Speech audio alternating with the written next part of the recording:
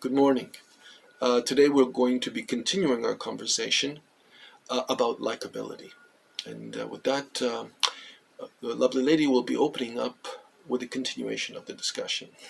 Good morning to our viewers. That is a very unpleasant bit of news. I do not know about those in the audience, but it sort of left me with a sour taste in my mouth. Well, the fact that likability is the non plus ultra, and we either have it or we don't. It is indeed a bitter pill to swallow. The realization that the single greatest determinant of our success in this world, and by extension our happiness, is something so superficial, so ephemeral, so intangible as likability. And we can't do a damn thing about it. That's the rub. We have now explored the upside of likability. But what is the downside? Is there a downside for something so obviously beneficial as likability? What could possibly be wrong with being liked? Right? In and of itself, there is no downside. The danger, the hidden peril lies in where it leads. All right, go on. Well, let's take a step to the side and ask ourselves the following question. What is the purpose of life? Is it to be successful? Is it to be happy?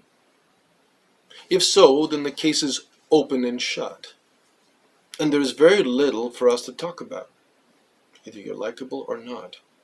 Then the expression, better to be lucky than good, applies. And we close our conversation there.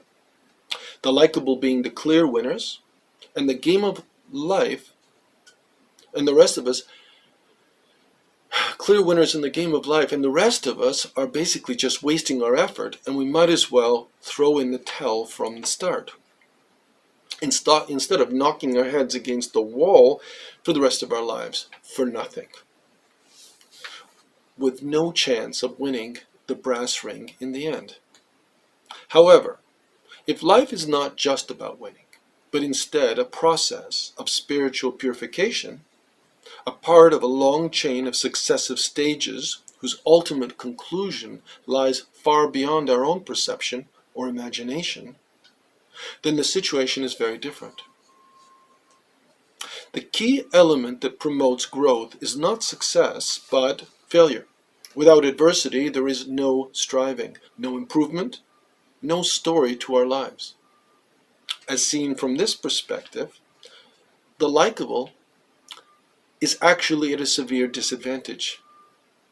For the temptation to coast through life, letting others do the suffering and doing the heavy lifting, is almost unbearably great. If we were in their shoes, we would not succumb as many of them have.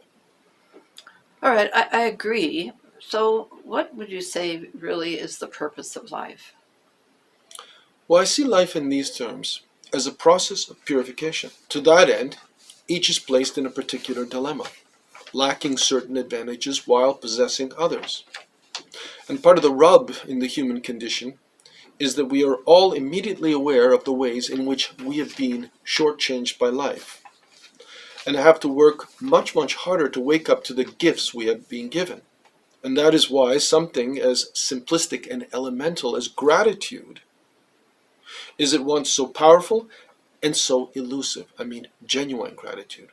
So the challenge facing the vast majority of us who are not so very likable that people cannot help but be drawn to us is that we have to sing for our supper.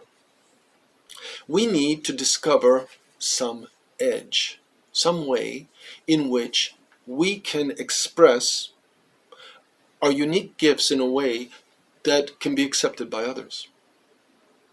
So for those who have been blessed, or you might say cursed, with likability, they must resist sloth and arrogance and then cultivate humility.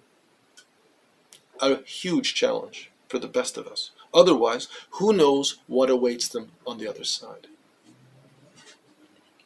Thank you.